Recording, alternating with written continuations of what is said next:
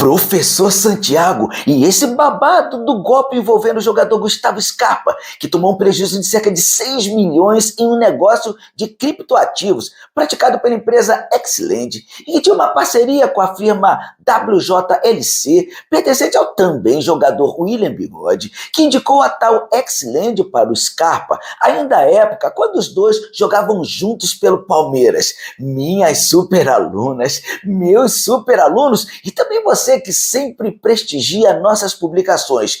Excelente questão para que possamos falar das diferenças entre os crimes de estelionato mediante o uso do meio fraudulento e furto mediante fraude. E talvez, dependendo das circunstâncias, do crime de apropriação indébita, caso não se tratasse desde o início de um golpe. E também se poderia especular em ter sido um crime contra o sistema financeiro nacional. Mas, inicialmente, já vale acrescentar o seguinte: gente, aplicar 6 milhões de reais em criptomoedas em um dito investimento que prometia 5% ao mês, que é uma taxa totalmente fora de propósito e completamente além das melhores marcas praticadas no mercado, né? Scarpa, acorda, 5% ao mês? E o pior é que o golpe com as criptomoedas ainda teve como vítima o jogador Mike, que investiu cerca de 4 milhões e já pediu bloqueio das contas de William Bigode e de suas empresas. E, pelo que tudo indica, inclusive o goleiro Everton seria outra vítima do esquema.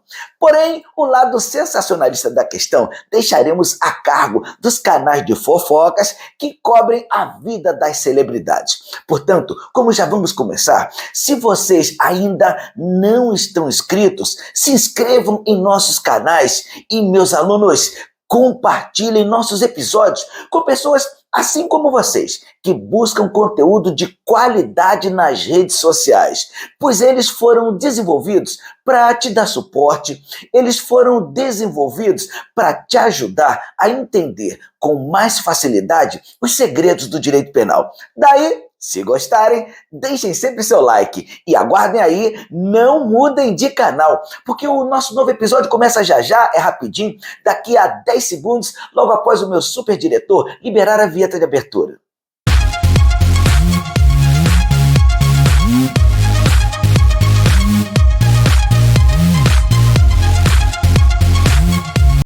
Então vamos lá, colocando os pingos nos is, esse golpe que o Scarpa caiu faz parte de um enredo já anunciado e serve de alerta para todos nós. Afinal, gente, não existem rendimentos que tragam uma lucratividade tão alta em tão pouco tempo, ou seja, desconfiem sempre que alguém lhes oferecer vantagens que destoem excessivamente do que vem sendo praticado no mercado de ações, criptoativos ou em qualquer outra área.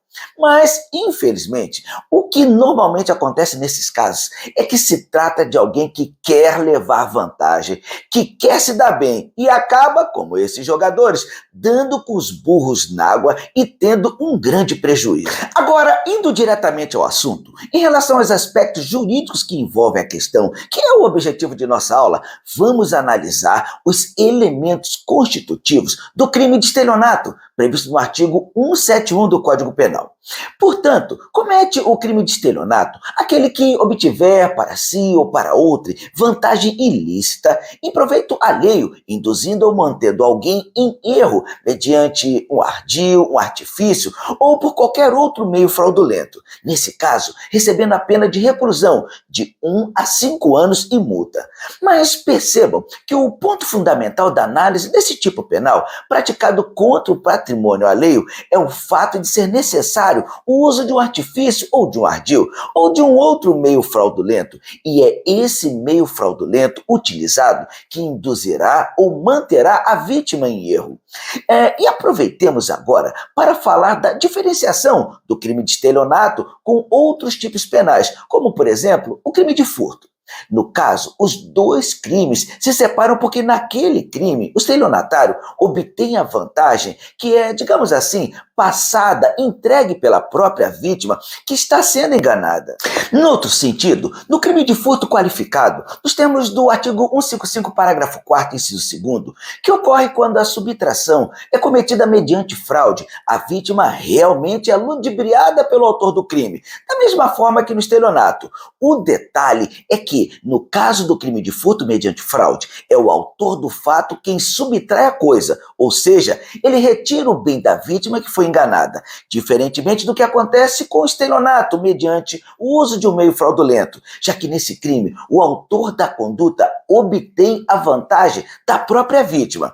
E, embora pelas informações disponíveis não seja possível afirmar, caberia acrescentar que o caso, dependendo das provas e evidências que venham a surgir, permitirá que desloquemos a tipificação inicial do crime de estelionato para o crime de apropriação indébita, previsto no artigo 168, que tem pena de reclusão de 1 a 4 anos e multa, e que se dá quando o agente se apropria de coisa alheia móvel de que tem a posse ou a detenção.